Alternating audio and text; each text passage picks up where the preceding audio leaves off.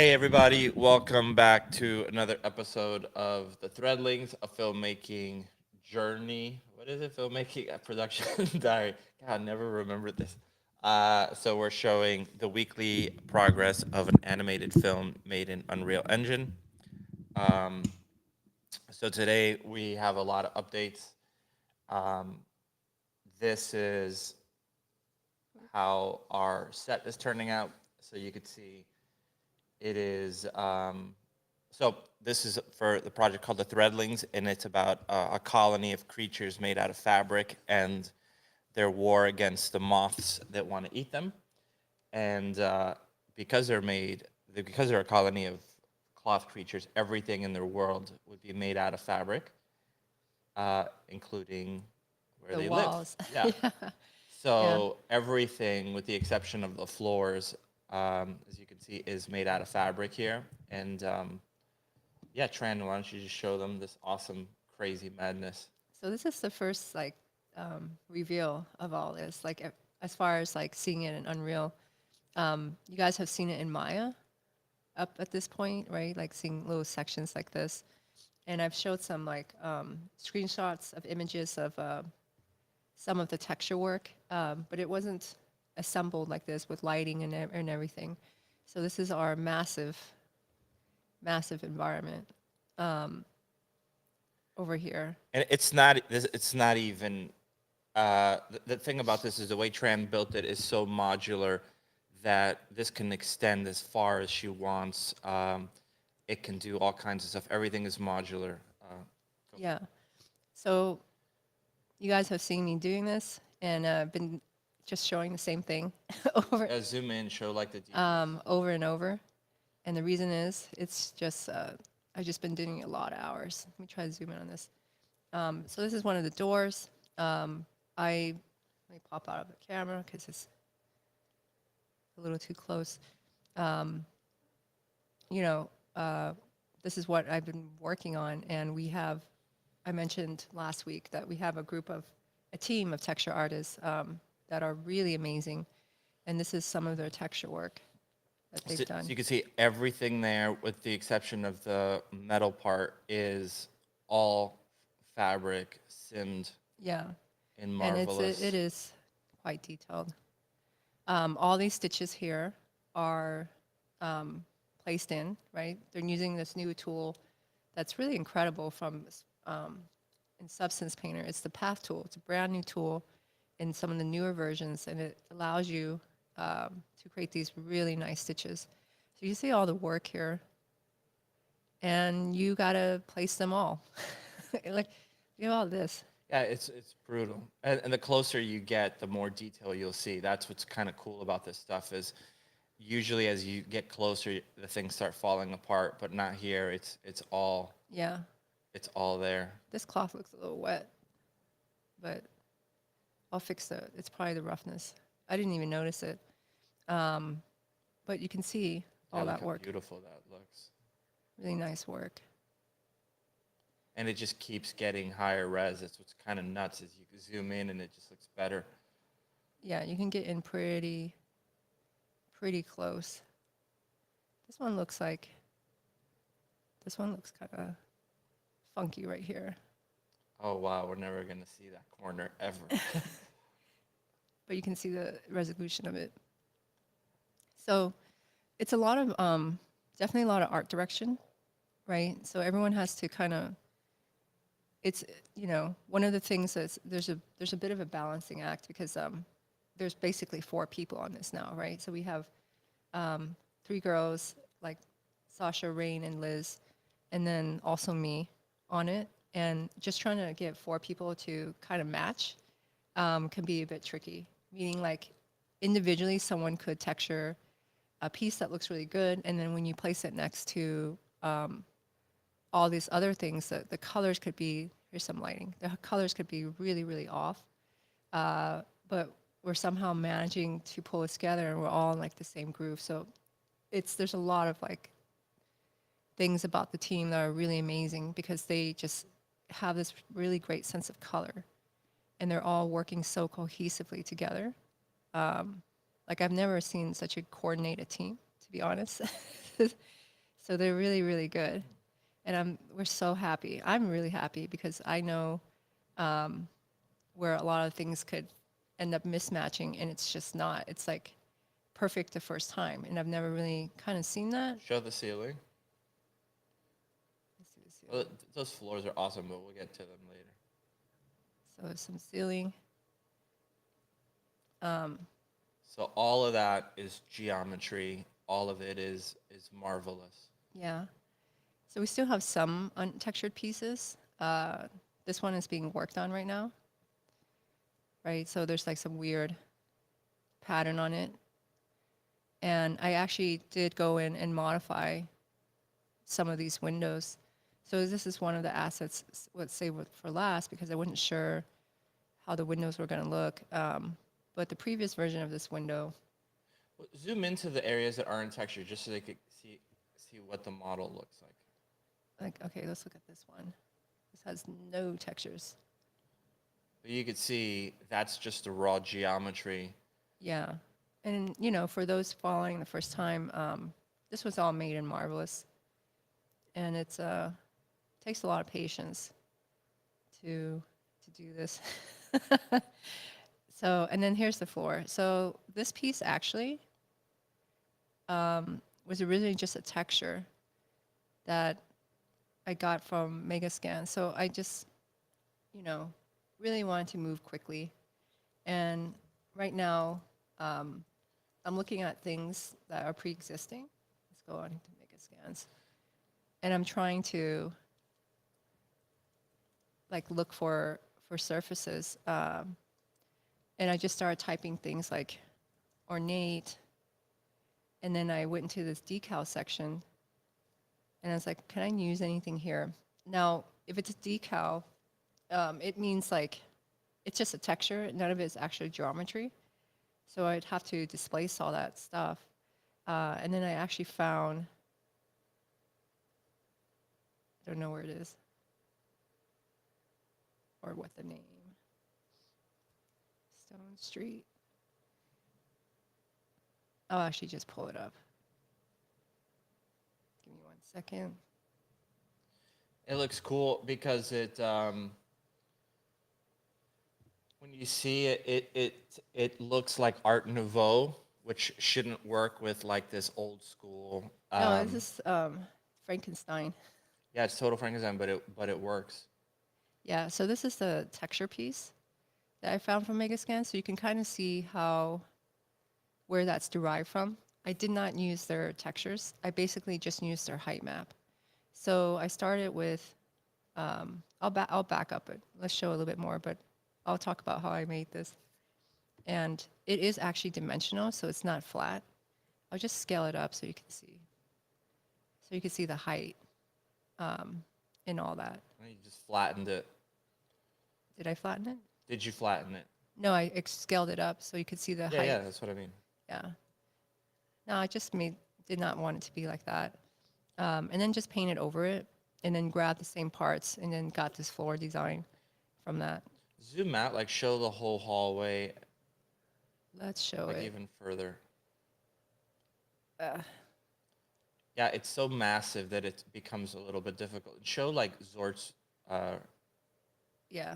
Well, let me start from here. Yeah. So this here, oops. We go inside. This is the room that you guys haven't seen for a bit, but this is the first room that I made. And there's also fabric walls. It's also really quite dark. We'll come back and revisit that. I'm gonna hide this here because it looks weird. That's just a placeholder thing. So this is one of the first You things. should just drop a light in there, like a spherical light. Yeah, let's do that. These are not textured yet as far as the walls. So let's do a point light. And you can see there's some artifact. Hold on.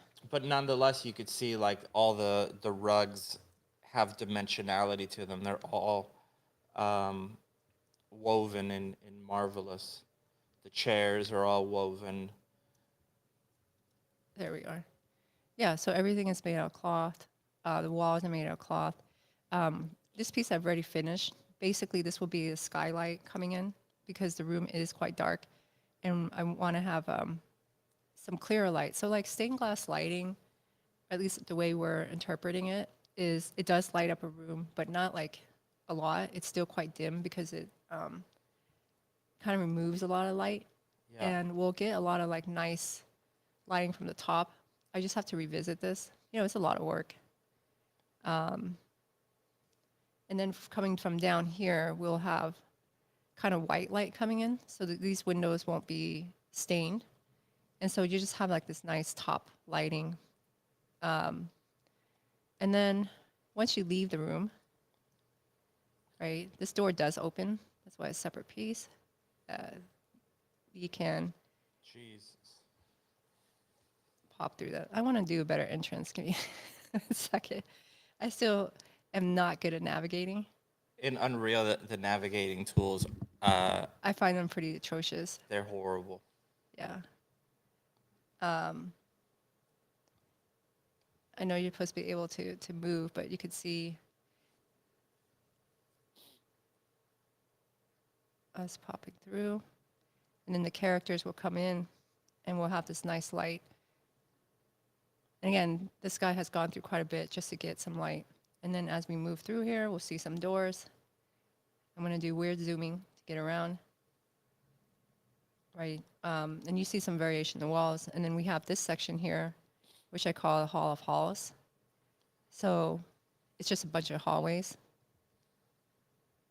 And this stuff is laid out in a way because there's going to be a giant massacre here with the moths later.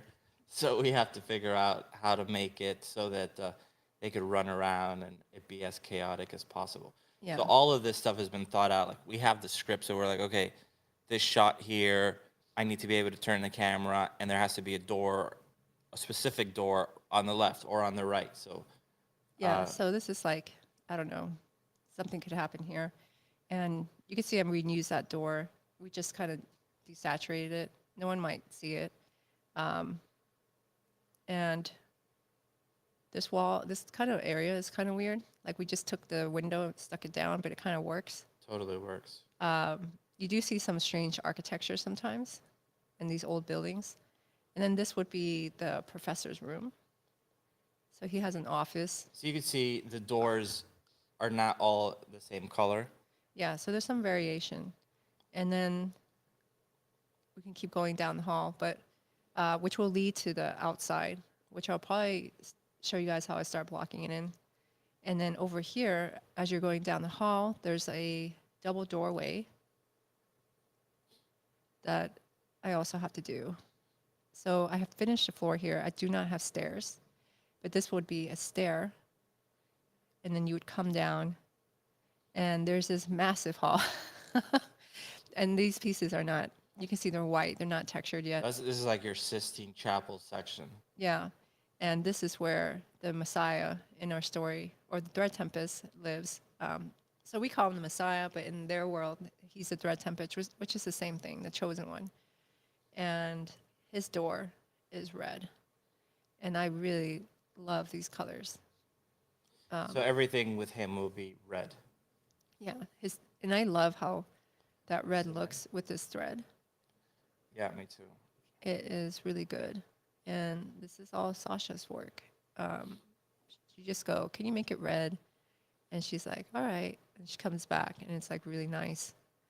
A lot of subtle stuff. Like when you get close, it, holds up really nice.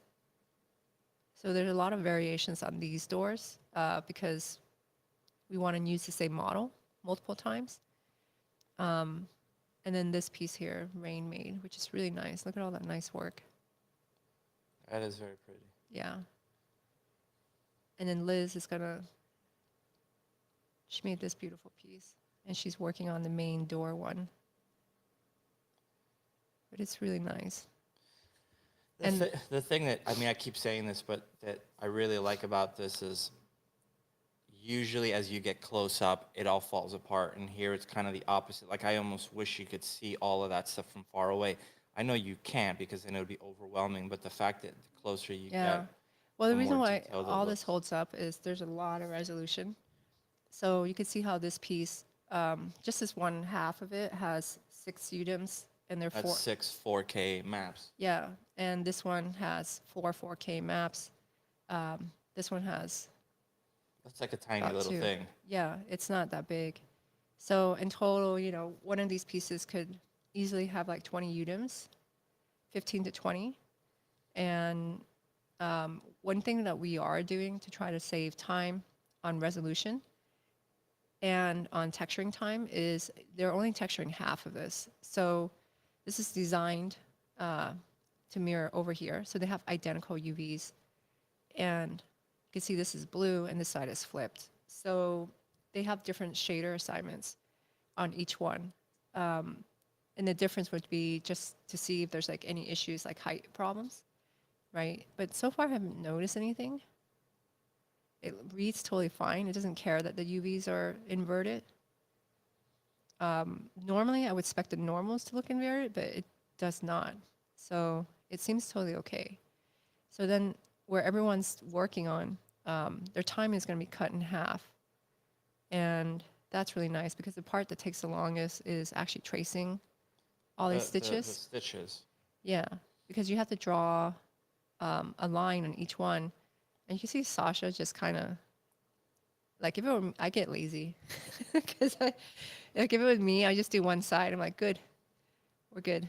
She doubled it up. Yeah, she does it on both sides. Yeah, but now she set a precedent. Like you can't go back to just single sided. No, but I still did. Look, I did this piece. Like, I only did to one side. I mean, some of them I did 2 sides, but I was like, nah, I'm tired. But it doesn't look like it's missing anything in terms of the amount of stitches.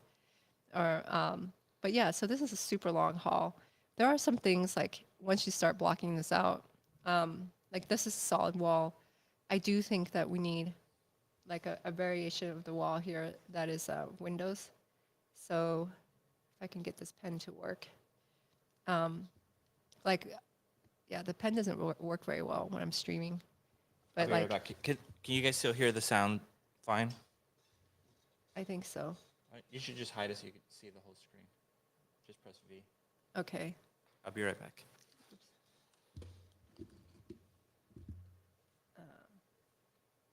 There I am. Okay, thanks guys. Yeah, so I want to, you see the pen doesn't work. I want to knock out these interior walls here. And then this will become windows. So then we'll have more light coming in. Because I think the light play looks nice. And then, those are things I'm not really, haven't thought of until I bring them in. But this won't be so bad because I just have to remove the interior pieces, which are actually separate, and then just make a very basic window. So, oops, give me 1 second. So these windows here, the way they're done is you obviously can't see through it. They're just emissive light, right? So it's just a texture.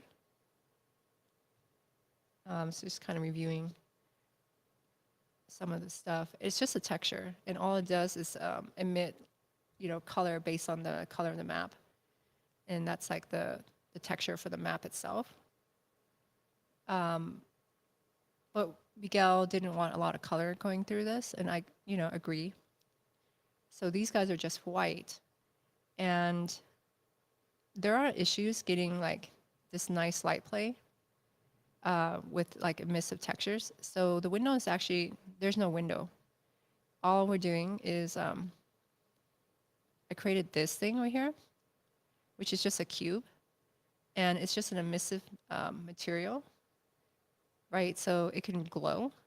If I come back in here to show you, like if I shut this off, right, it's just black. And then it also allows light through it. So these objects here, like this cube, it's just, again, just a default box or whatever. I turn off like shadows in here, right? So it can't cast any kind of shadow. at all. So then what happens is it allows the directional light to cast this light coming through. And let's turn on the emissive, set it to 2. What this does is just kind of glow. And if I really push it, it could look nice. It could also look really cheesy if it's like overly glowing. But let me just crank this up. So you can just kind of see. Then you get this soft kind of glow. And the other purpose of the cube is just so we don't see outside, right? So if I hide the cubes, which I just did just now, you start seeing like the HDR or whatever. And then you start having to worry about like, how do I fill in the outside? And I already so much stuff to worry about. Like when Miguel was like, oh, add some stairs, I was like, no, but I still did it. Because I know that once you add more stuff, you always have to worry about what you can see. So that and then will kind of restrict some of the stuff. We're just looking for ways to like block the ends. Like here, I started building the arch going this way, and it would just kind of suggest that it keeps going on, because we don't actually want to just put ends on stuff like this here. Because if we have like a blank wall, now I have to worry about building it because I actually don't have a piece that fills this in at all. I think you should do the T section that we were talking about. Yeah, so I did it on this end right here. So I started doing like a weird T section. And the idea with that is just like the old Hollywood backlights, like you never have it keep going. It always has a cross. Yeah, so like, Well, a T. let's see if I can draw this. If you have like a street and the main character's house is here, and there's this neighbor's house, you don't want to just keep going on and on. So they'll just do a T section like this. And that just kind of is clever because then you have an end to it. And you're not trying to worry about building all the way down. Yeah. And it still suggests that it keeps going, but you don't have to see it. Yeah, you don't have to see the end, just getting the suggestion. Yeah, so that's all this here. Let me know if I'm panning too quick. And we're happy. So the other reason why this is laid out this way is because the red door, there's a lot of stuff that happens in this room, a lot of conflict. So by it being below, our other little guys can be like spying on him from above. So that's the reason for that. There's a narrative reason for every design choice. And we also think there's something about having like a nice grand entrance. Like if you have your character and you're following them through the camera and he's going down this hall and you just see Zort's door. Yeah. So last night I was working on this piece, which has not been textured or imported. I'll just maximize this and minimize. And I'll open it.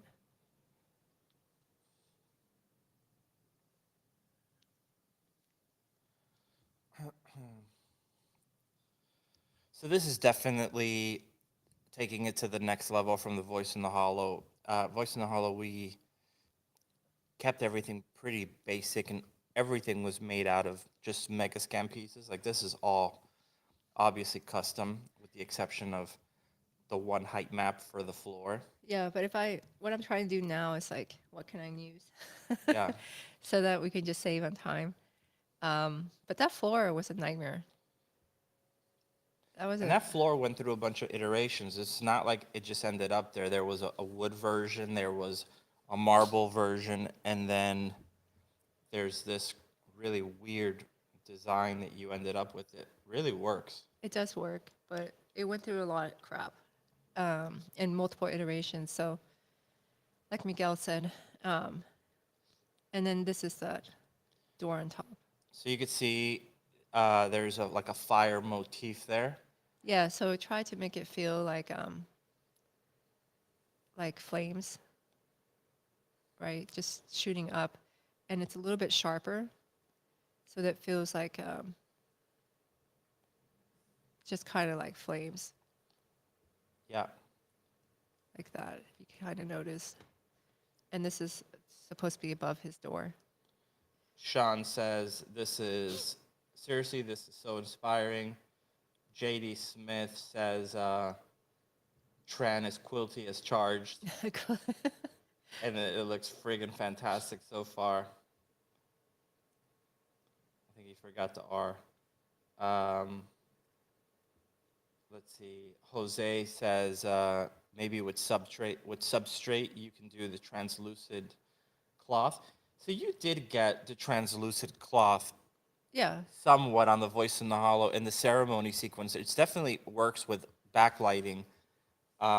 What I think we need to do on this is add other kinds of fabric. So, and I know that this is like the one that's very difficult to do in CG, but I want to try to see how we could do knitting. knitting and crochet, even if it's not seen from close up, but something that at a distance you go, oh, that's knitted. Um, Yeah, I think, for that type of stuff, I see people doing Houdini. The problem is I don't know how to use Houdini. yeah, Um, and it's like I don't want to invest in that learning curve. We'd have to bring someone in. yeah. So, we find a Houdini crochet artist. Yeah, There's it just, actually this new tool in V-Ray, which I know is pointless because we're not doing this in V-Ray, that is made for doing stuff like that, where you could bring in kind of geo, and it'll wrap that around the model. oh, that's a V-Ray tool. It's a V-Ray tool.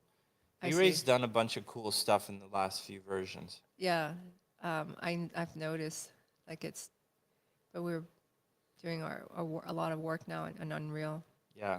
But yeah, so this is it. I don't know if anyone has questions about this. So I think another thing that we need to do is like put little benches here. Like we just need a ton of like little props. Yeah, well, we need like some lights here, something, maybe a basic light here. So then if we have a nighttime scene, They want to know if Let's we put- put subliminal shapes in the textures. subliminal shapes, not really. Just the fire one, I would think. Yeah, if you see stuff, you're just seeing it. Yeah. So I don't know what you're seeing. Yeah, there's nothing in it telling you to kill your cat. Yeah, it's all whatever you're interpreting yourself. Yeah. Um, Like even inside of those things, those little things, I think you could put a little thing coming down from above and like illuminating down. like down here, Yeah. and then what? Like, I wonder if we should. You know what? Remember how we need to get scale? Like, what if we put like a plant here, or something like that? Or is that weird? Well, the thing is, remember, the scale would be completely different, right? Yeah, it'd be like a giant flower. Yeah, it could be. Or you think that's a bad idea? No, I don't think it's a bad idea. I just have to think about it. Jose says the sound design will be complexer. So I've thought about that. And the thing is this, it may not be as complex because the reality is you kind of have to lie about what would actually be happening there. With all that fabric, it would be completely drying out the sound, right? Oh, So it wouldn't have acoustics. it wouldn't have acoustics. It- The fabric would actually be getting rid of the bounce. So the Ah. floor would have it, but the rest wouldn't. However, I think if you did it without that, it would feel weird. That's So, true. yeah, So we'd have to fake as if you were in like some kind of real cathedral type of space. yeah. Yeah. Yeah, that's true, huh? Because you're looking at this and you think lots of bounce. Yeah, but the first thing you would do if you want to get rid of the echo is put those foam pads to get rid of the, Yeah, so it's like completely like a foam padded. yeah. Practically. Well, more than foam, it's thick quilt. Yeah. I mean, they even have, I was actually looking at this just yesterday, these like portable, let me pull it up. There's a question here. How big are the moths? So a character here would be, yeah, this pen is problematic. Just about to get into this door. They have big heads, so I did measure to make sure the head could go in here. So like character could be like this big, and the moth is like, how big is the moth? Like this? Let me see. Yeah, they're huge. They're like this big, with gross legs, and a stinger. Yeah. And the wings. The wingspan is what makes them feel like really massive. So it could like go through this hall. It's like Starship Troopers. Yeah. Do they fill the hall? Yeah, it would fill like the hall, maybe with some space. They wouldn't be able to hide. Yeah. Here it could go in here. It'd be really squished though. Yeah, which is the reason why we kept that one tighter, because we Yeah. wanted that to be the scene where they're running and the moths are. But I'll tell you guys something like though. Like I worked on a Transformer movie, and you know how Transformers are really large compared to a person. Their scale is like super inconsistent throughout the movie. It's just no one notices. Like sometimes they're so big that they would not fit in the street, but then you just scale them down. So the scale is like sometimes they would grow bigger and sometimes they would get smaller, and by a significant amount. And no one had seemed to notice. So you're actually like cheating the size of them whenever there's like these big shots because they actually don't fit in the street very well. I got stuck in some angle. Yeah. But yeah, did you want to show some stuff? No, I was just showing. Well, I was gonna show this. Like, this is not the right one. Let me find one. Oh, this. Let me pull it up here. Give me a second.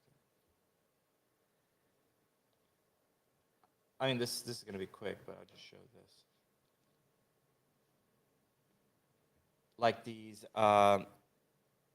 sound booths, you can see all they are is like a blank. Can you see that? No, you can't see that right here. These are like sound booths that people use, and they're not like the super high end ones, but these are like the portable ones. But I was actually watching a video on people using them and recording the sound with and without this, and the sound difference was dramatic. So, and that's just one blanket, right? A quilted blanket. That is quilted, right? Yeah, that is quilted. Yeah, that looks like some kind of padded blanket for sure. Yeah. So that your thing would be that taken to the Next level. to the next level, because yours looks much thicker. Oh yeah, like it suggested like they have a lot of cotton inside, or I don't know what's inside to be honest. Yeah. But there's something in there. Yeah. Yeah. Did you want to show any other stuff? Well, I would show your stuff, and then I'll set my stuff up. Okay.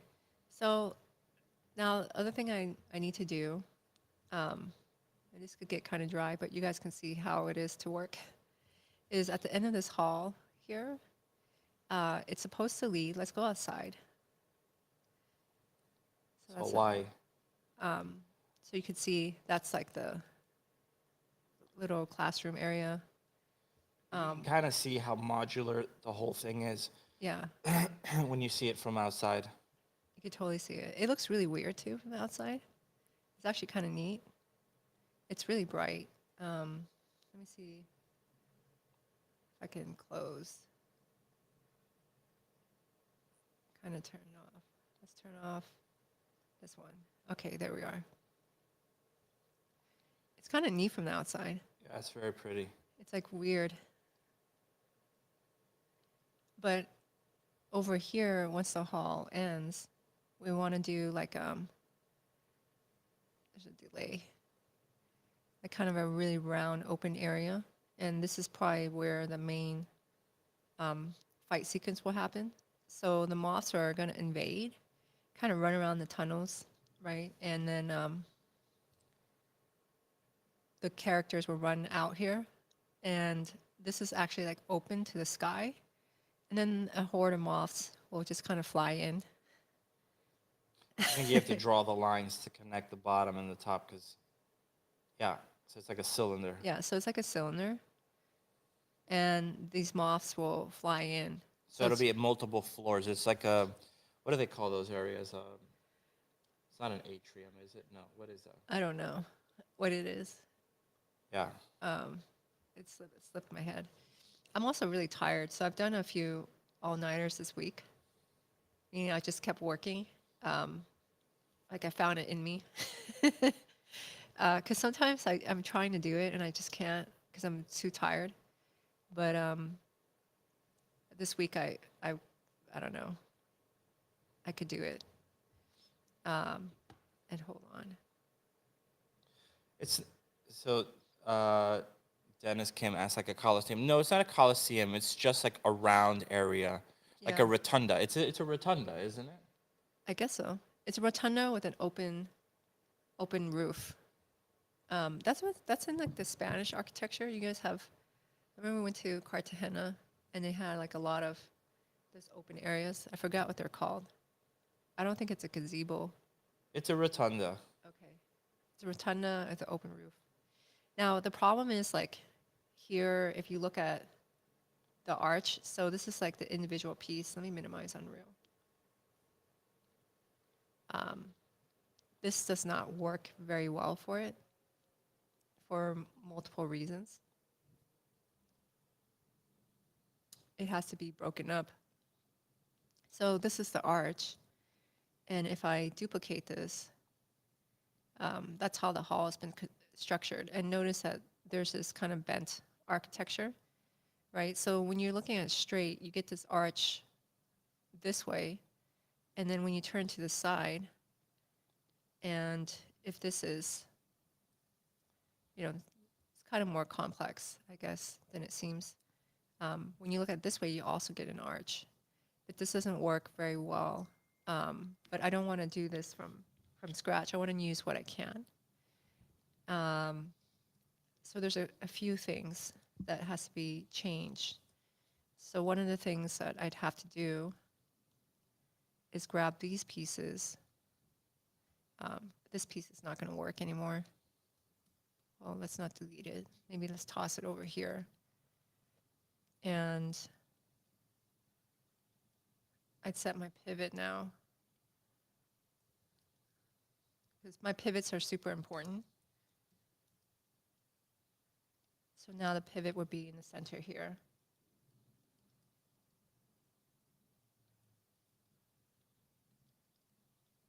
Okay.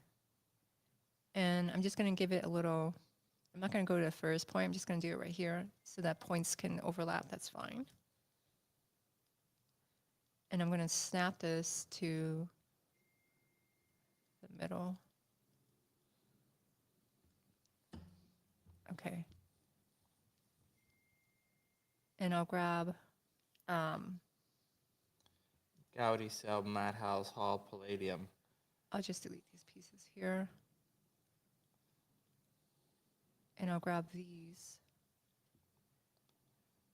freeze them, reset them, which they are not doing. Let's freeze, reset. Okay, now they are.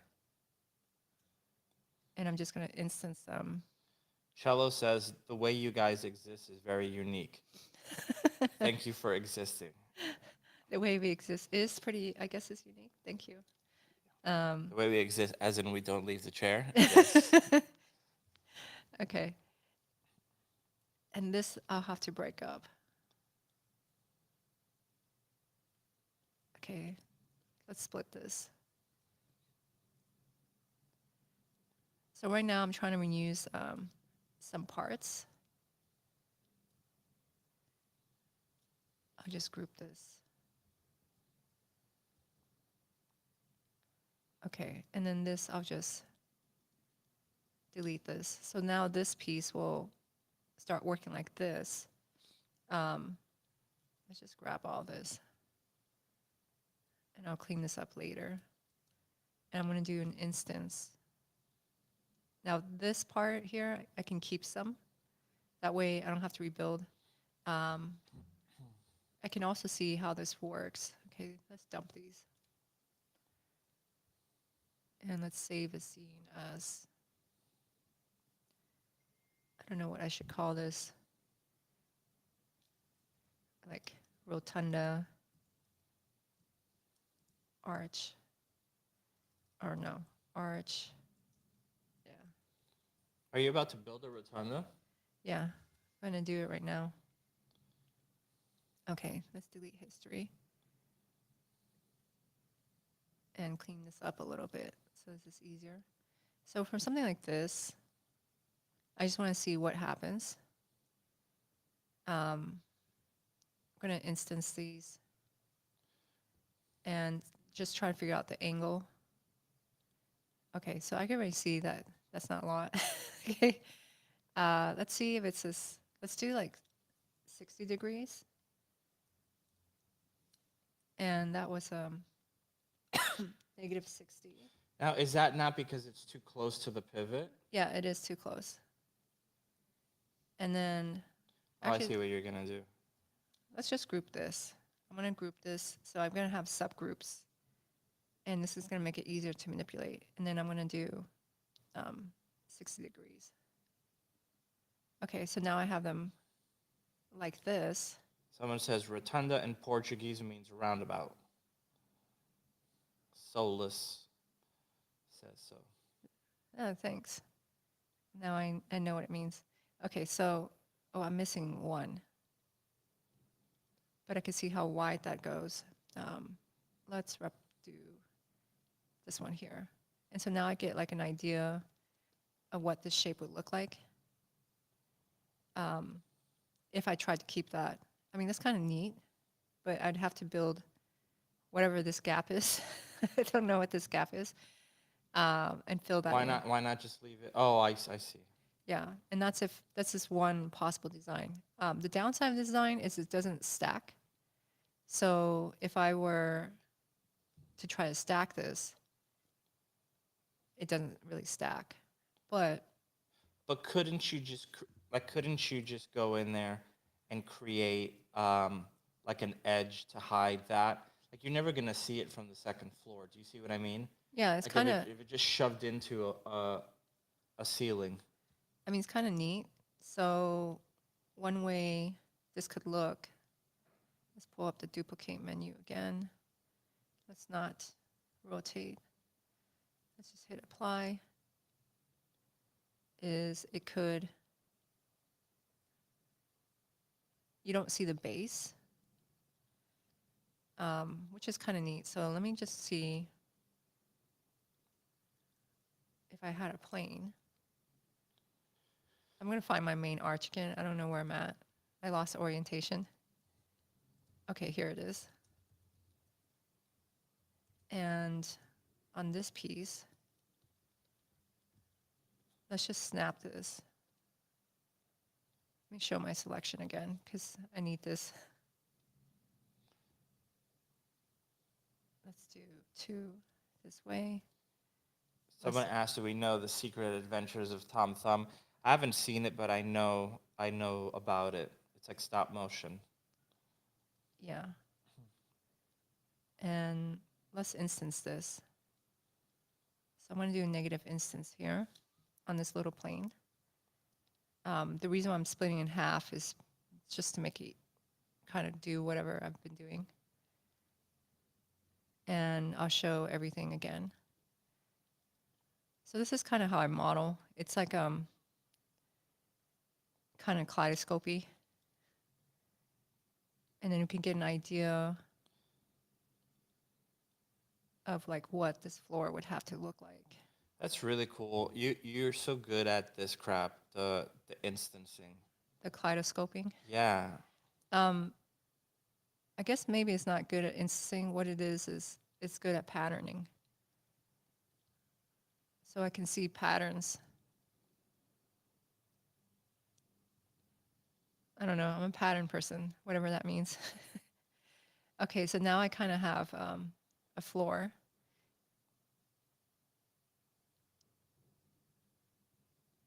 Like as a block in, right? And that looks really weird. So what I'd probably want to do is build like let's pull this up. Okay, I have to do it like this. Let's pull this up. And I'd want some kind of edge down like this, right? I mean, that's kind of crashing in here. And then there could be, I guess, a railing, so it looks like no one could fall off. This is an interesting shape. So we look top down, it's like this pinched, Star David. yeah, star shape, which looks pretty. And then the question would be like, if you look at this is the backside. So basically that's like the, the normals. And the way that these were designed, which I'm not sure how this is going to work. So let me just duplicate this one. And this is not an instance.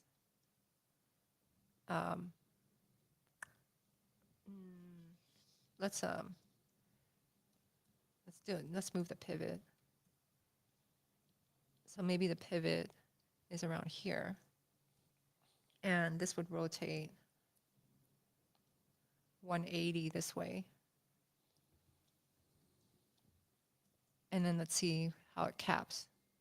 Someone asks, is there going to be props like furniture? Absolutely. Yeah, so we're trying to bring more artisan to see if they want to build that. So there's some gaps here. Yeah, if anybody wants to volunteer to build props, just send me a direct message. It'll break your soul. He's kind of right. It will break your soul. It's just kind of how it is. So this would cap like this. And then let's reset this pivot. I can't seem to reset that pivot. So let's set this pivot back to X. I can't center. Hold on. This is really huge. It's built life size. So that's why I'm having a hard time just zooming in on stuff. Okay, and then this here would now rotate 60 degrees around.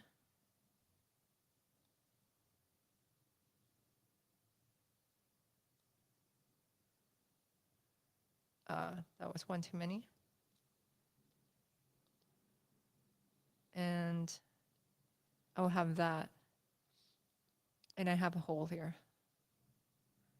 So I think what I would do here, I want to fill that gap in, which is right here. This is kind of hard to model like this. So I want to put a piece of geometry. Like I'd probably close this right here because the less you see into things, the less you have to build. So I'd want to block this out. And plus this like ends really weird. Well, why don't you get like one of those pieces that you have, which is like the straight walls. Yeah, I could try to shove shove something in, but if I build this, it could be really nice. It could look really nice, or it could look Frankenstein. I don't think it's that bad because it's not that bad, and it's also like a main piece. So here I have this weird half. So maybe I shouldn't have deleted whatever was going on here. So I think here I'll try to. See how this is set up. This is grouped. That's grouped. Let's delete this group here. And this also makes the computer unstable, so this could crash. Let's put this back here. So I'm moving my pivots around because your pivot is super important. And let's say I come back here. this is super dirty too. So I'll probably, once I figure out design, I'll come back and clean it up. But I want to keep this. And we'll do another group,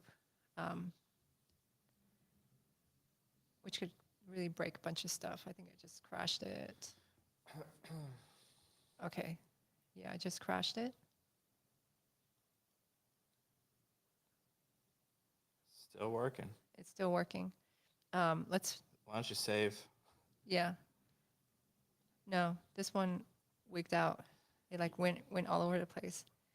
You don't want it to crash midstream. Let's save this. Rotund arch. I gotta do this again. Look at this message someone sent me today. It goes, my animation class watched your film and I couldn't stop thinking about it afterwards. The characters, the story, good God, this is just amazing. It's really inspired me to continue my animation journey.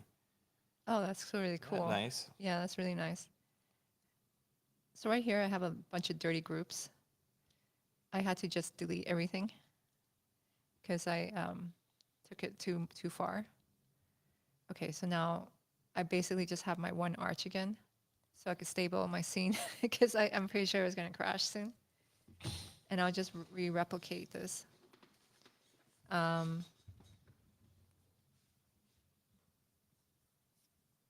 I'll keep it lower. I know what it looks like now, but this is what I wanted here.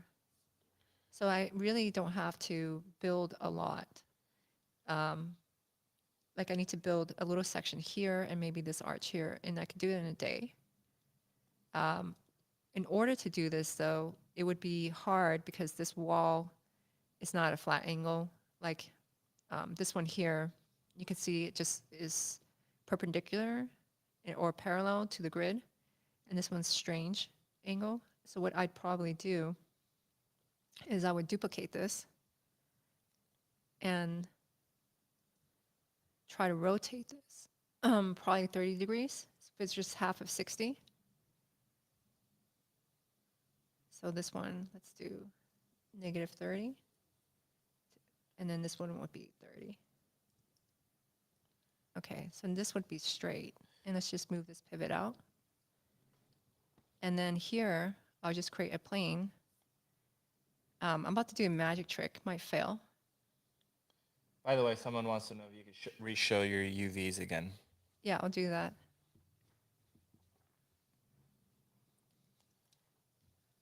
Let's scale this up. Akash. I'll put this here. And I only want to do half.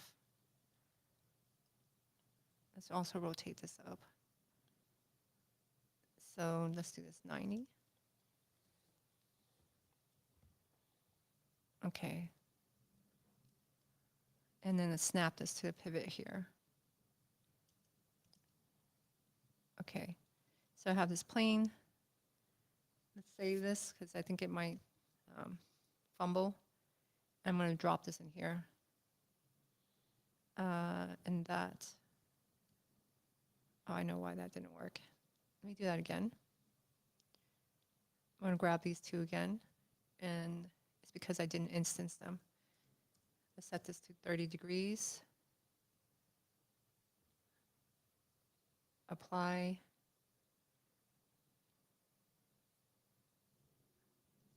I think this is -30. Okay. I'll leave this alone in this middle. And I'm just going to pop this piece into this arch here. Okay, so now I have my magic trick piece. Because I put it in place, it instanced across. And then I'll do I'll freeze this. Reset that one piece. And the pivot is off.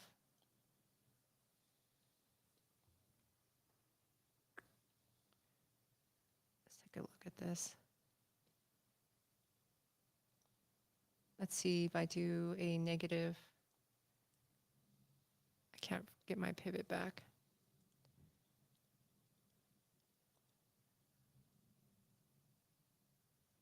Okay, let's do -1 on X. Okay, so now I have this. So now I have a block out for my wall that's going across. Looks like I moved some stuff by accident, or I just have overlapping things. I'm confused by what I'm looking at. I'm going to move this back over here. And now I have my weird plane piece across here. And I have this section here so that I can model straight. And then that's the setup for all this. Let's see. Let's go into face mode and then try to fill in this area here. And you can see I'm just working on one side. This is kind of a throwaway side, but again, it's so that it's easier for me to work with. So I'm not modeling at an angle. And then this, I need some kind of cap here. I'll just extrude this up. And you can see I'm just working with plane. I work with as little as I can because it makes it easier. And I'll just cap this piece here. And whatever I get from this will help me create a mesh that I can just quilt in Marvelous. I don't know where this really goes. Wouldn't that go? It might go here. I don't know if I like that flow. And this piece, like, it's not really well modeled. And then we'll just extrude here. It's not well modeled. It could be kind of weird, and it'll look fine as long as I keep it low enough. Because once I smooth it, it will usually get rid of any issues. This is a strange Angle, yeah. wall piece, as you can see. But if I can cap this and it looks smooth, it's going to be much easier once I bring this to Marvelous. So there's some strange things going on here. I think I need to curve this piece, but I can see how this kind of looks. You can see my cap, and that would be the idea. There's still a lot of arch around here, but maybe we don't see deep into it. I don't know, like just make it really dark. I don't know. What do you think of the size of this rotunda? I think it's a good size. Is it large Can enough? you put cotton there? Do you have them in there? I don't. Let's import him. Let me save. The moth I can import to. Let's import him. It might make the scene like really heavy though. So Maya doesn't like handle a lot of geometry very well.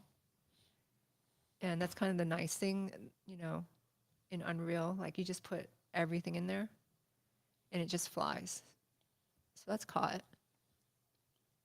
Maya can't handle anything. Yeah. So put them in there. So let's see, because I wanted to put some sort of thing in the center. Something in the center. Yeah. What is in the center? I don't know. But you want to, I'll put the moth in here.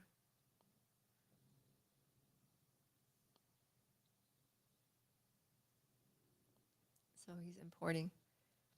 Anyway, is that large enough?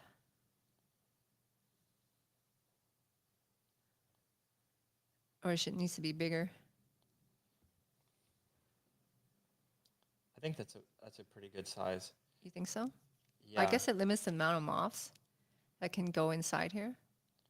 But that's not a bad thing. Christmas says, hey guys, I just saw The Voice in the Hollow and I loved it. So dramatic and cinematic. Really wonderful work. Thank you, Chris. I'll also answer this question here. So the UVs for this one piece.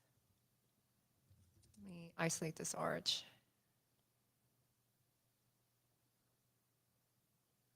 You know, that one piece is like this. You know, that's another piece. There's quite a few UDIMs for the person who had a question about the UVs. Jose says cloth walls. You should have a fire extinguisher. I think a fire extinguisher for them would be buckets. So you're good on the size, or do you want it bigger? Thing is, we could cheat. We can just scale the arch up too. You can just literally go, oh, make the arch 20% larger. Do you know what I It's mean? not a bad idea. Yeah. Let's see. You know, the irony is if you make it bigger, like the detail will just stand out even better. 30%. Yeah. And then we'll have to move this back. Yeah, that's a good size. And they kind of like look up because I think that's what it. So the camera, you see caught looking up. Well, maybe I'll have to replicate it. So let me grab this and instance this back up. Do it like 5 times. I don't know if it can take it right now. I think it's gonna. One more. Okay. It might crash.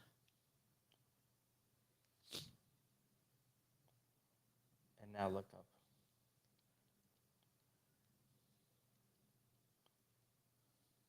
Whoa. Yeah, that's awesome. It's really high.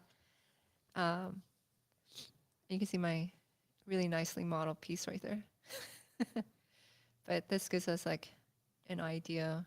You know, the funny thing is it starts feeling kind of hive-ish in its own way. Yeah, it does. I mean, it looks hive-ish from the outside.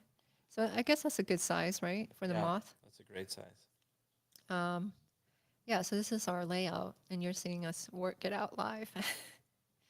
I'm going to hide. I'm just going to delete some of these layers because I know this stack is going to crash. It's going to crash my scene. Like I'm taking it too far. Okay. And that's really normal. Like I work and then I'll kind of go, okay, that works. And then like delete stuff. Otherwise, it would just not be manageable. And then from here, this is the piece that I want to focus on, plus this piece. I think this one's just a little bit more tedious. This one here is really basic right now. I think the way I'd work on this is I might turn to the side view and just see what's going on and why this looks so bad. Yeah. It needs. What I like about this is that we're using a lot of pieces that you already have done. Yeah. So Yeah, it's not bad. Building this one here. I think I'm just trying to force this one and this one. So I think what I would do is, let's go back to my original piece because it's usually more stable to do this. And I'll duplicate this. And on this one, I'll just delete the top. And then this one here, I'll delete the bottom. And then that will kind of make it easier to ease that in. This is a strange connection. Chris Smith asked what our experience with Path Tracer is. So we tried Path Tracer for a while, and it does look very beautiful. The problem is once we realized that we're back to waiting 10 minutes, 15 minutes for a frame, we really were like, what's the point of all of this? Why are we doing this in Unreal if we have to wait to get it rendered? Because at that point, if you're going to wait to render, let's be real, V-Ray is the best, or Arnold is the best. Like you're going to get the best quality from that stuff. So we started losing the whole point of doing this in Unreal to begin with. So we came back to just Lumen. Yeah, I felt like the characters looked way better. I'm sure it would look better in Path Tracer too, but it it just didn't seem worth it, you know. Yeah. So we just, I don't know, the environments didn't seem to really pay off for us. So that's why we're just going back to this. So now I just decided, like, yeah, forget that. I'm just gonna clean this up here. Let's snap this straight. But you guys are seeing like what I deal with. So if it's not exciting, sorry. But this is how it is. That's what it is. Yeah, and I'm just trying to curve this to look nicer. This is a really odd piece up here that I'm kind of dealing with. So I just want this to curve. I'll do another loop here. And again, I don't need a well model piece here.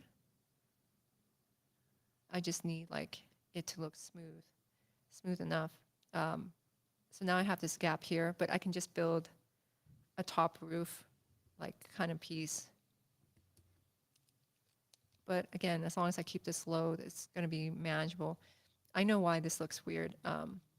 I need to actually change the flow of my topology because it's never going to be smooth this way. I basically, need to cut a straight edge loop like this. Let's eliminate this. Let's snap this. And let's snap this really straight up here. This is a triangle. Let's create a point up here. And I can do this like pretty confidently because I am a modeler, right? And I've been doing it for a long time. So I do know how to model. Okay, so now this is like more, the flow is better. And let's eliminate this and this. And then I'll just cut another one.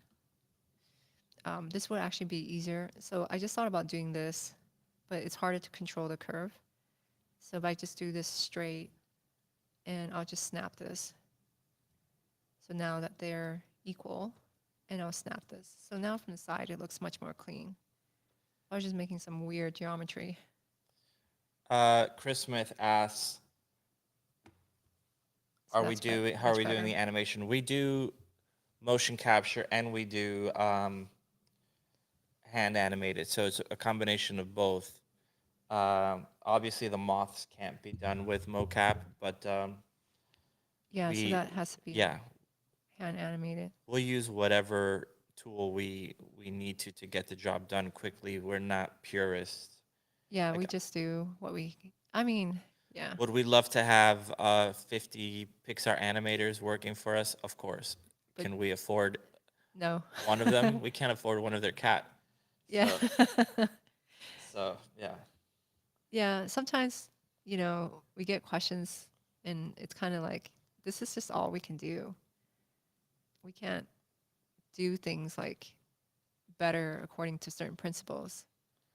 Ty says, really great instancing workflow, Tran. Thanks for sharing. I joined late, but I saw what you have in Unreal. It all looks amazing. I dig the floors. Thanks. And then here, I got to line this up because I don't want so many holes. A little bit of overlap is fine. Let's save. Zaya, how long have you been working on this film? I think like 8 months because we took 2 months off after we finished and then The Voice in the Hollow, and then we took 2 months off to write the script. Our hope is so we already started doing the casting and we think we may have started to find some of the people, which is great. That's been a process. And we want to start doing the motion capture in the beginning of January and really get rolling with it. So we'll see.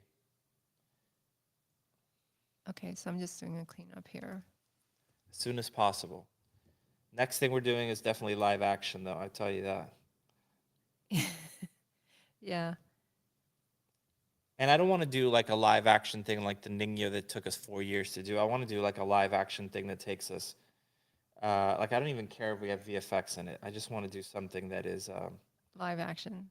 live action, short, all story. And that we can just shoot like Yeah, and get it. modern day, not no Model Ts, no freaking translating it in Japanese like we did on the Ningyo. Like just let's keep our life simple. Yep. We want something simple. Akash says it's 3:53 a.m. in India and I can't get my eyes off. Thank you for sharing so much knowledge. Yeah, Tran is amazing. So you guys are Thanks. Well, seeing some cool stuff. when I started out in this doing this stuff, I wanted to be a modeler. Right now I just teach texturing, right? But I really like modeling. So Tran wants to one day teach a modeling class. one day, but not now because we're so busy. But okay, so you can see I'm just trying to fill in this gap here. This works, again, this is really helpful for me when I got to bring this back into Marvelous. I have a geometry to build this cloth from because I can't just build it out of air. Like I need some kind of structure like this. And this is a Frankenstein structure, meaning it's just being made up. Sorry. Like there's not it's just forced to be built to fit all this other stuff. I'm going to go to the side and take a look at what's this piece right here because it feels really weird. But I guess it's okay because the cloth doesn't matter. But I have a pretty good piece here. I do need a loop here. I'm sorry if this is not super exciting. It's exciting.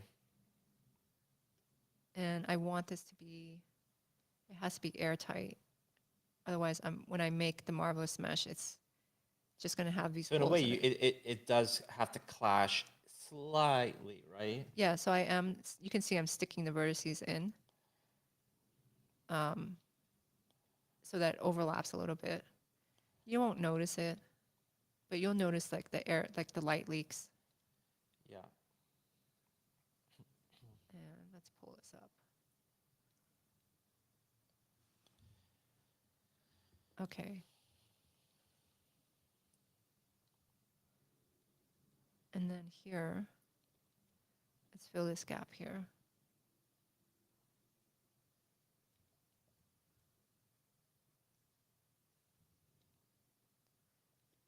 All right. I don't know if anyone like in the group is like into modeling. Are we have any modelers in the group? Yeah, of course you do. Okay. Cool. Now I have this piece. Let's do, and then that again gives me these sections. And normally, like if I scale something up, this is scaled 30%. I usually like start writing notes, like a notepad, because I need to remind myself like main arch 30%. Otherwise, I forget. So I have all kinds of weird notes that I leave to myself because I know I can't remember all that. Okay, so now I have this here, and I need to do this up here. I'll just isolate this, so I'm not looking at all this other stuff. And, once you if you're really organized and you just break stuff down, kind of the way I'm doing it, it's not that bad. Like it's not so overwhelming going like, oh, how am I going to build this piece? I want to emphasize this curve back here and then turn this into a really sharp edge.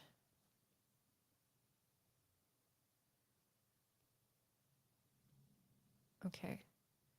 I might need a loop. Let's see. I'll smooth that. Let's pull this up. And what I mean by here, this edge would be really sharp.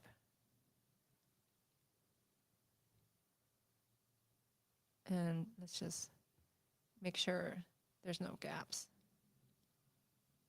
so we don't have light leaks. I have some problems here. Let's snap that vertice. This is like a weird irregular plane. Not sure how to deal with this because it's not quite good. Let's add a loop here so it's tight.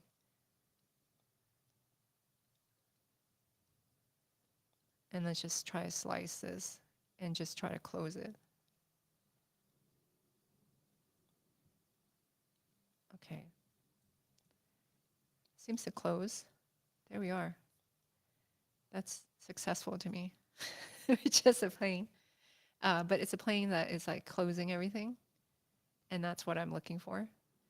You know, I don't know if I want this to be straight. You know, does that look good? Sorry, I keep cutting into the walls. It might look prettier if... It's not Nana yet. This is all in Maya. Yeah, this is Maya. If this had an arch up, I could pull this up just like this. But sometimes I feel that kind of loses the plane, like the angle. So I might just start cutting. Say something like this. And just go, how does that look? And here, see what happens if I just pull this up. Like how much do I want to close that? If I do this, I can just pull this back. It doesn't quite close. I still have that gap here. Again, this is a Frankenstein piece. Maybe I stop it here. Extrude back further. And kind of do some weird stuff here.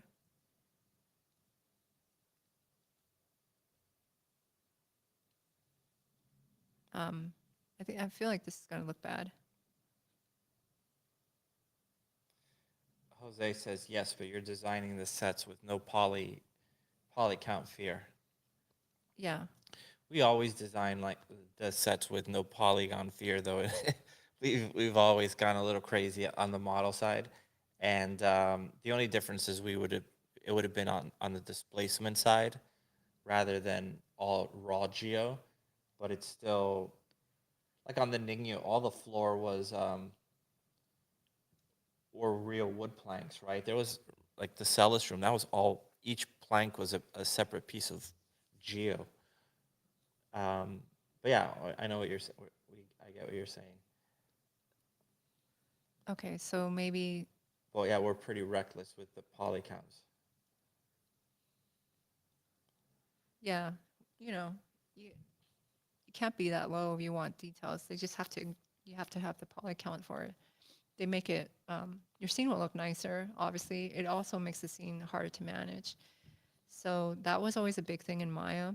When we would make these sets, it would be like, it's not, you're limited by what the program could handle.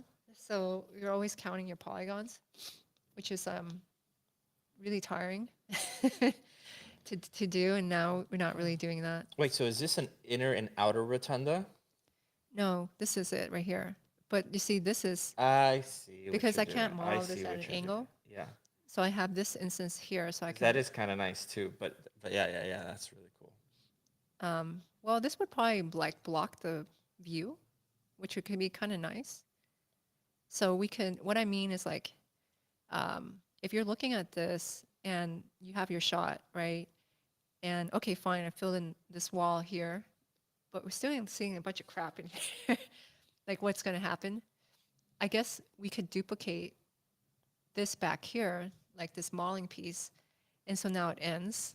And when the characters or the extras are running through, they just kind of come around the corner. Yeah, that's But what I'm saying. It's kind of cool. yeah, so we can do that, and then this way we're blocking the view, so you don't have to build, because you guys can see like you can just build endlessly down that way, and that would just be so much work. But that's But actually a good idea. so that hallway right there, you can grab the hallway piece you've done and extend it out of each one of those holes. Yes? I actually could. Okay. So I could extend it down. Yeah, actually, that's kind of cool. So it's kind of, well, I think it would fit. I assume it's going to fit. Um, I think it might fit, just they crash in a little bit, but I think that's okay. This arch is a little bit weird. I think crashing into stuff is something that you're being very careful with right now, but I think by the end of the production you're going to be shoving shit into everything. Oh yeah, I'm pretty sure it's going to be like that. I completely agree. But you just want to be careful in the beginning. Yeah. Because if you start sloppy, you're kind of screwed. I can't see my whole mesh when I look from the front, which is really weird. This happens sometimes to the front camera. I'll just zero it out. There we are. So this arch is really ugly because they don't line up. I can make it work. I think here, I don't want to lose the angle of this plane. That's why I just slicing instead of moving the vertice. It might just look like crap. So I might not be able to salvage anything. And we'll come back in here. I'll delete this edge. And let's make sure this is merged. Okay. And then here, what I can do is carry these loops down and just connect this so it can stop being weird. I guess I can carry this loop down here. I could, I could cut it this way, but could be more difficult to manage. I'm not sure. Normally, I don't want to put a 5-point where there's an arc. So I think I can control it more if it slices this way. Yeah, that's better. And I'll just grab this loop and slide it so it lines up more with the top over here. Just so it's clean. If you work clean all the way through, you can manage all your stuff. Like at the end, this stuff really does get dirty. The Marvelous mesh is completely triangulated, right? Looks like I pulled this down at some Sean point. says definitely time to learn Unreal. It's definitely time to learn Unreal. Yeah. It's really like freed up the amount of detail in our work. I'm not like a crazy detail person, although Yeah, you are. it sounds like I am. Yes, you are. Okay, I guess I am. Of course you are. That's the silliest thing you've ever said. Yeah, but I'm not all about like just details. You're not only about details, but you are exceptional at details and you love it. Yeah. I guess I'm denial. Total denial. I just think that the more detail you have on your surfaces, because like if you look at everything in real life, it's so endless in detail, right? Like I mean, like even the most simple thing, like a plastic cup, is just gonna have so much detail. Um, and then when you're trying to build something in CG, it's really hard to even kind of match that level. Like I just don't think CG tends to look as detailed as reality. And so the more details you have, the closer it looks to looking more real or just looking more complex. Um, so our model on all the stuff that we've done is just have a lot of detail and then let the lighting do its work. I look there. Sean says, uh, I'm a detail person as well. Yeah. Okay, so now I have a clean arch. Now from here, I can leave this pretty basic back here. I think just let this be a wall and inside of Marvelous. So we can keep it kind of flat.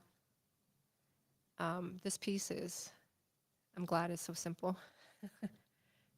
Let's show my grid again. Let's just snap this because it's not snapped.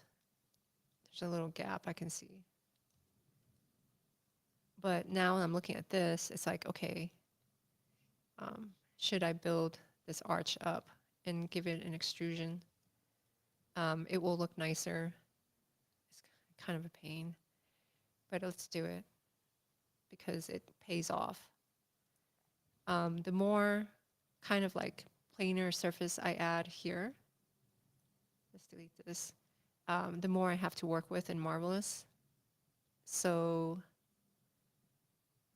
I never shy away from that. Okay, this is the one split. Oh, you mean like changes in planes that'll pick up detail in Marvelous? Yeah. And let's split this. Okay, so I already know this needs to be split like this. So I want to build this arch. I wonder if that's thick enough. Let's make it thicker. And I need that angle because it will look nicer. Let's do this in like front view. Sometimes this tool does not work well. And let's hide the grid. Okay. It's better to see this flat. And try to do this straight.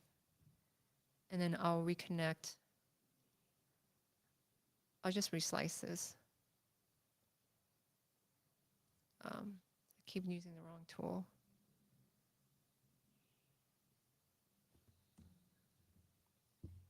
And let's delete this. The slices here.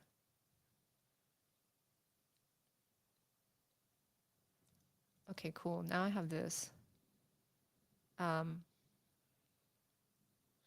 just going to extrude this.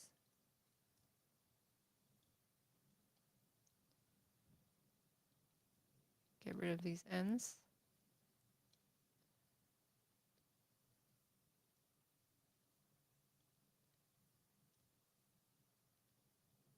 See how this looks smooth. I think that if this is sharp here, this will look good. And maybe slide this down. So it has like a little bevel. And let's add a loop here in some distance so it's slightly curved.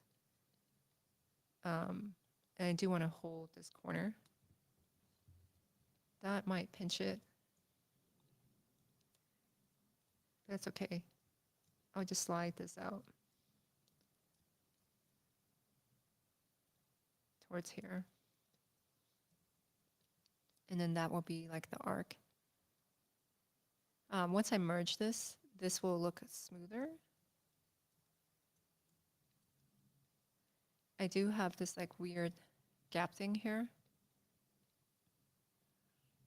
that I need to deal with. It looked really weird when I just tried to slice that. I wonder if the best way to deal with that is just to be like, do a weird thing like this. Let's do this. I'll just put a loop here, put one here. Oop. Let's save, because I think I almost crashed it. And then we'll let this be like a flat plane. And the smaller this is the better. And just try to fit this piece. What do you think, Miguel? I think it looks incredible. It's going to look kick-ass. I think this rotunda is going to look really impressive when it's very high like that. Yeah, it's kind of cool. You guys saw us designing it live, so And part of the reason why we're making this rotunda high, just so you guys know, is when the moths invade, we don't want to have to show how they all come in. So they're like, hey, come up from up there. let's put a loop here. Okay, that will be the piece. Okay, so now I have a marvelous piece for this one. And it looks all right. I like the arc instead of just it being straight, right? Do you think that looks better? Yeah, it looks way better. You can put a little light in there. Yeah. And I want to match, I don't want to leave it plain like this.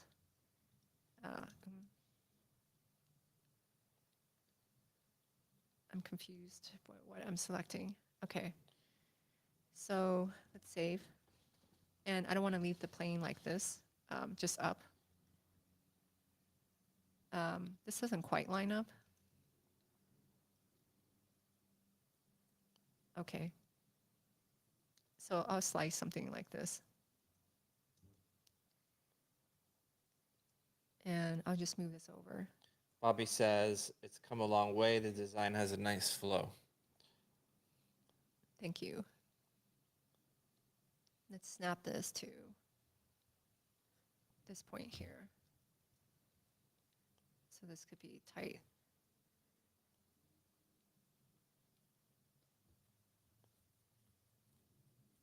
Okay. And just give it a little bleed room. This looks like it's not snapped to the grid. It's not. I feel like I'm gonna be noodling this. So I want to backtrack and double check my work. I'm gonna look at my arch. Okay, this is clean. It has to do with like, The points lining up. yeah. So I want to look at this one. So I have multiple angles, right? Just so you understand what I'm thinking. I have this one selected.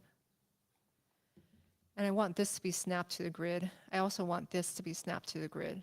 Now, this angle I can do. This one I can't do that angle, but I can do it over here. So these are the same. So I'm going to snap this edge, and then I'm going to snap this edge. So these are perfectly aligned. And then I'm going to see my spacing, because I'm starting to get really accurate. Like I need to have accuracy. And because any kind of margin of error kind of screws you up. Okay. And so that's snapped into the grid.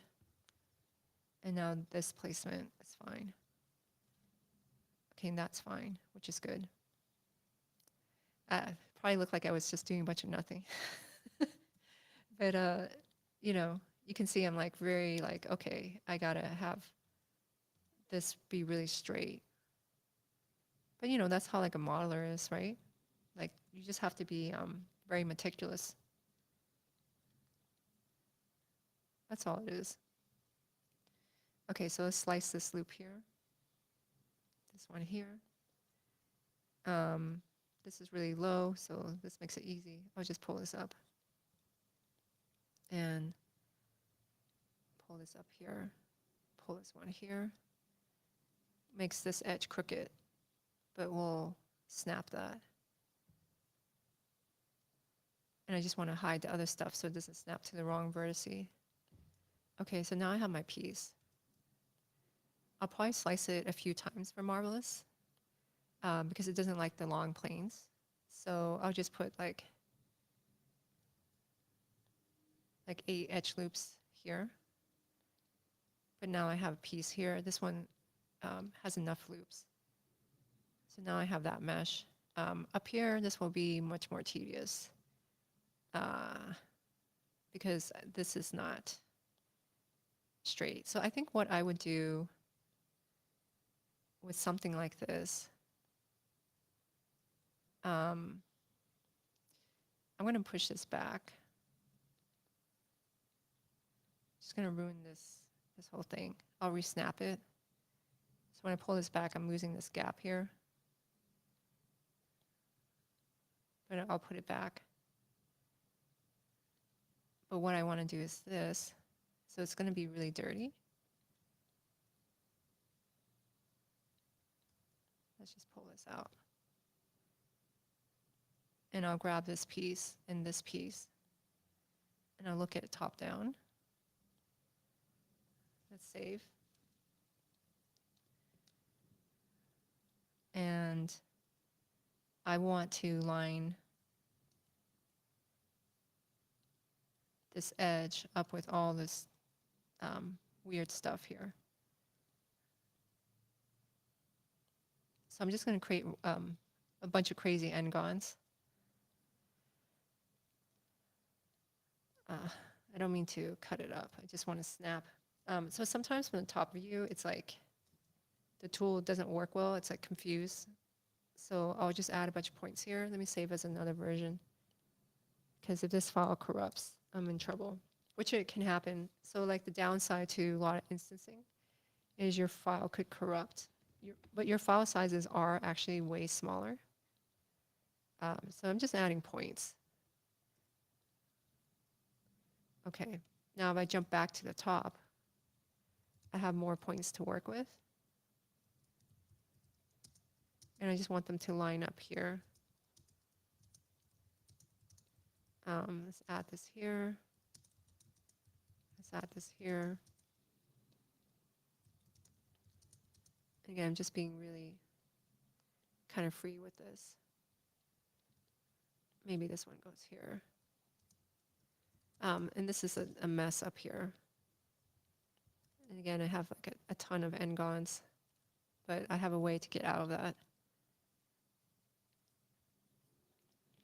So I'm not going to worry about the ngons at the moment because it's going to be super unstable.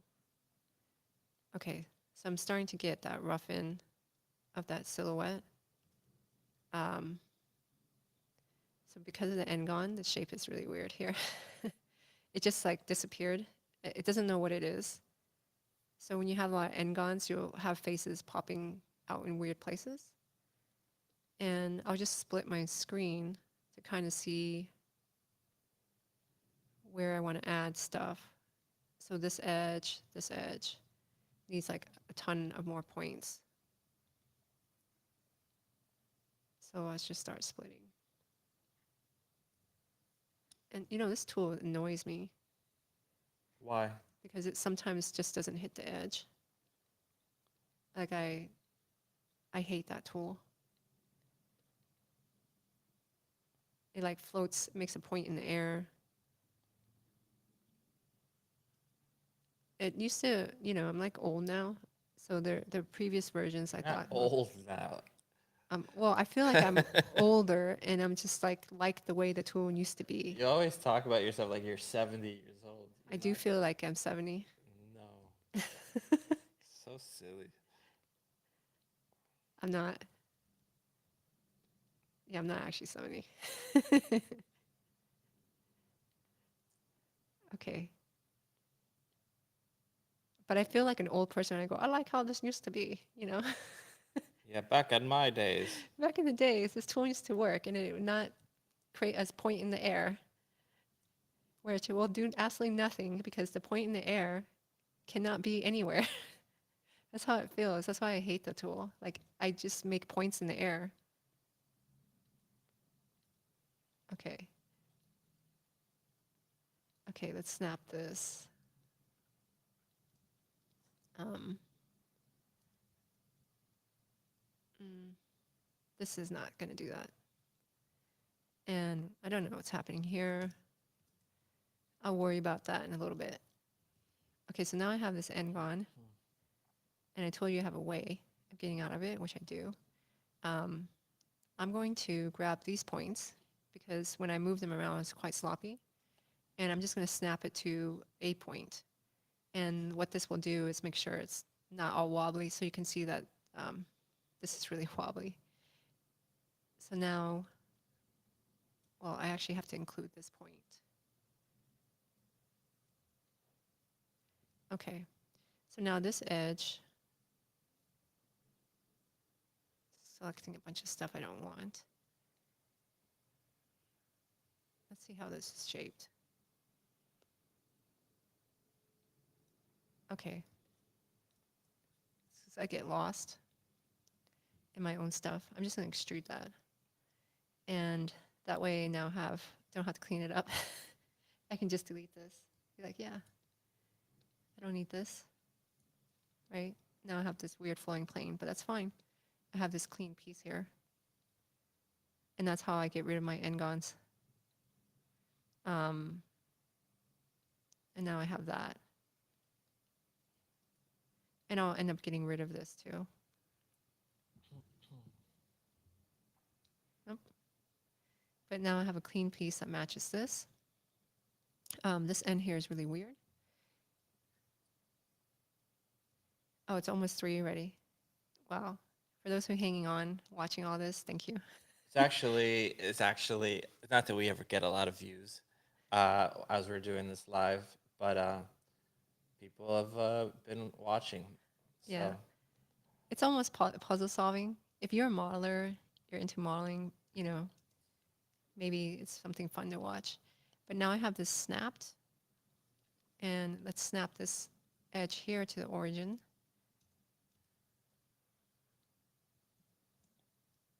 And I don't have my grid. Let's show the grid. Okay, this is snap. But now I have this nice clean piece. And it's really pretty easy just to extrude this back. Let's do that. We're gonna wrap up soon. Okay, cool. So now I have that. I'm gonna snap this straight because I don't really want the shape. I think I just did something bad. So I tried to snap this when there's so many things around, like all these heavy objects. It's like, what do you want me to snap to? And it freezes. And then sometimes it doesn't recover from that. So normally I need to like hide parts. Okay, so now I have this straight and I want to have a corner, like I need to bridge this back this way. I'm gonna lattice this. So now I have this lattice and the lattice is like really thin because it's just a bunch of points. And the lattice will allow me to pull and evenly distribute all this over here. So like that, right? So now I have this. And let's come back here. Let's delete the history on it. So the lattice will go away. And I can re-snap this point to my grid. But now I have a clean geometry that I can put some stuff on it. So this will align, this is kind of weird shape. I don't know, is this the shape we want? But I need that. Now I look at that, it looks Like, is that the silhouette we want? The top? Yeah, it looks kind of ugly.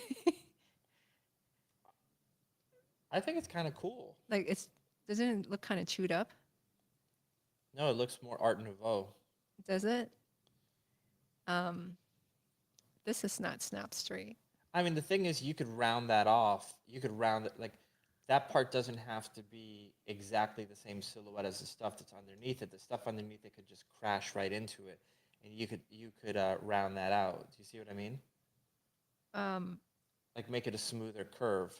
yeah, I don't know if it's gonna actually. If I make it smooth, it's not gonna line up with the other mesh. Yeah, it And doesn't then- have to though. It'll crash into it. That's fine. No, but it can't because it's right on a corner, and it would just expose holes. So I think what. Oh, I see what you're saying because it's of course, because it's mirroring it. Yeah, so what I would do is this. Just get rid of this piece. That didn't take me much work. Let's save this. I would just now come back out here and maybe extrude out here and then play with my points until I cry, I guess. And then come over here and just be like, yeah, okay, let's make this smoother.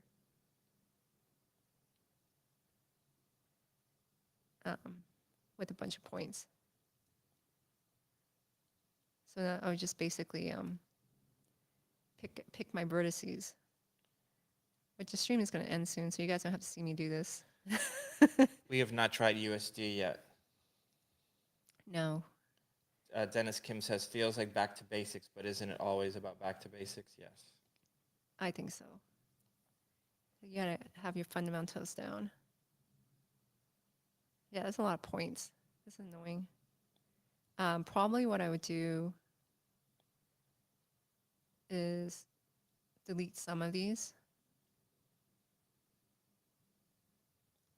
Okay, so now I can build like a smoother arc. It does kind of look nice if this was a clean arc, don't you think? Mm-hmm. Now with this, like sometimes I try freehand stuff like that. I just can't do it. So what I would do is just create a giant cylinder and give this a lot of divisions, like 100, and then kind of look at this like this and be like, let's trace this or something like that, you know? And then this way my arc will look more even. Maybe that's too strong though. Or you could do like an EV curve and then just trace that, right? I could. Yeah, you're right. But That way it's not so disconnected. I mean, that works.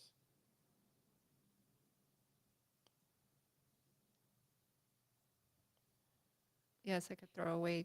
I'm basically, I need It's a tracing piece. Yeah, I need training wheels. But whatever works. Whatever works.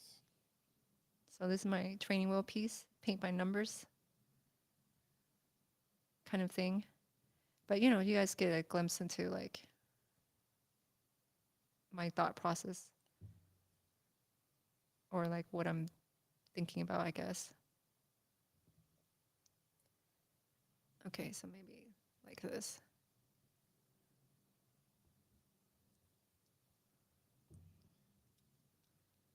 And this is big.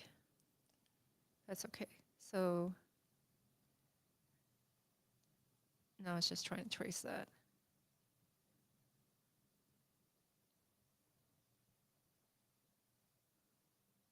So super exciting stuff.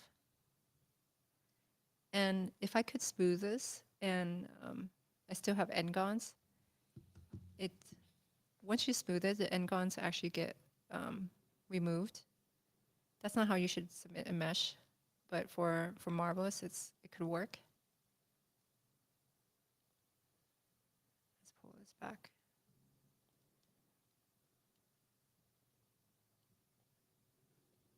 Again, it's just the whole point is just to get this into Marvelous, so I can quilt it.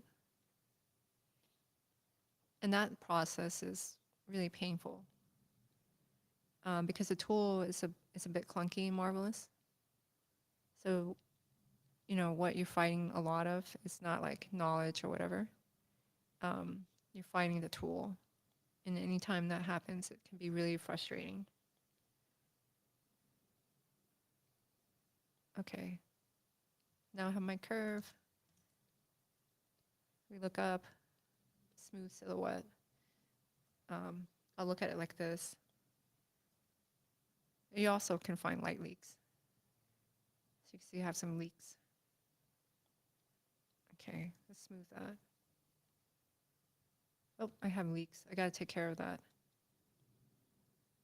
But it might be okay. Once I quilt it, it's gonna puff out. So I think it's fine. But this is something I do normally. But then the top will be like a star. Now that I have this strange piece that's doing this weird shape, right? And then I can just extrude this up. So it's gonna have like a few tiers like this, but now it feels like that it was meant to be like this. So these are all Frankenstein pieces, being just built to for something else. And I'll just hide this. But I think that's it for today, So show it from below. right? And then this will Yeah, it works. be like it looks intentional. Yeah, So that's the point. that's our style is making complete accidents look intentional. Yeah, and it's not at the end, once this is worked out, and I look at the amount of work I have to do, it's really not that much. So I have to build a piece that kind of looks like this, and it's that's actually pretty good. And I only build half, and then the other half gets mirrored. And I could do it, you know, today, but definitely have a lot of teaching to do. So I'll come visit this again later. But that's it, though. And thanks for everyone just hanging out, watching all this. We do one last look in Unreal. All that is basically, oh, the light, I forgot to turn back on. I think the light might wig out. No, it's okay. Sometimes when I turn the lights back on, it will, actually it's wigging out. The light will start pulsing across my scene. No, it's actually okay. And it will just like dim, get brighter and get dim. But again, last look here in this environment. Yeah, and again, That's the character size. He looks really weird without clothes. you should just bring him, keep him in the set with the clothing. Well, it's because it's an alembic and it's only loading. You know how alembics look. Yeah, but you don't have to bring it in an alembic. Yeah, but that's all I have right now. I see. So, So thanks to our awesome texture team again, Liz, Rain, and Sasha, and yeah, you guys have all done this amazing stuff. Next week I'll show my stuff. Tran ended up taking up all the time, which I'm not envious of, so I'm totally fine with that. And we'll show basically what I've been focusing on this week is we think we have our caught character's voice, and just trying to find the rest of the characters. But my God, just going through hundreds of auditions, and some of them are good, and then some of them are kind of good, and then you have to send notes to see if they could resubmit their version with some changes. So I've been doing a lot of that. I've been going through, I mean, shit, I don't even know how many, like close to 600 submissions. So it's been quite a bit. And hearing all of them, so giving everybody a proper chance. And then it's not just Cot, it's for Cot, for Mayo, for Shrog, and for Zort. So all four characters, hundreds of submissions. Some of them are duplicates, some of them are not. And across two different sites. So that's been a ton of work. And then also just making sure that everything is completely ready to go come January 1st in terms of the rigs. So working with Shraga, who you guys have seen on previous streams, to make sure that all the face shapes are working perfectly. It's not just the base shapes, but it's the combination shapes. And when I started going in one by one, I started finding errors, having them make the changes, re-implementing it into the face system we have. So it's been a lot of really boring and tedious stuff. So trans stuff is way cooler. Well, this week is more exciting because now you guys are finally seeing things come together. But I think previous weeks was like, here's another gray shaded piece. Yeah, but Yeah. it's awesome to see it all come together like this because it's damn, that looks great. Yeah, I like this door. This red color. It makes me want to turn the whole environment red, but I can't. Yeah, But because then it doesn't have the impact. Like that's Yeah. what's so great about it. well, storytelling wise, there's significance for the red door and the red character. So yeah. Yeah, and then we have to do the room inside for him, which we're gonna make look much more like the hallway, and that could be the red one, Yeah. right? And that his room is gonna look very religious looking. Yeah. I don't. Cod Mayo's room is really cute. Like them. Yeah. They're definitely supposed to be more cute. Hopefully you think they're cute. Yeah. So, okay. All right, guys. So if you want to follow our work, you could always follow us on Instagram. That's where we post updates on our films, film festivals. This next weekend, we are playing, or is it this weekend? Next weekend, we're playing at the Los Angeles Animation Film Festival. So that's exciting. And yeah, that's it. So that's it, everyone. Last look at our environment so far. If you guys have any last questions for Tran or I, let us know. If not, we're out of here. We're going to finish this environment soon, and this is the main environment for sure. Yeah. Yeah. Okay. All right, everyone. Anybody say- Bye. Anybody say anything? Nobody. Nobody. No No questions. one talks to us. No, we get some comments. But yeah. yeah. Bye, everyone. Thanks for tuning in, and we'll be back next week. Later, guys. Let me see.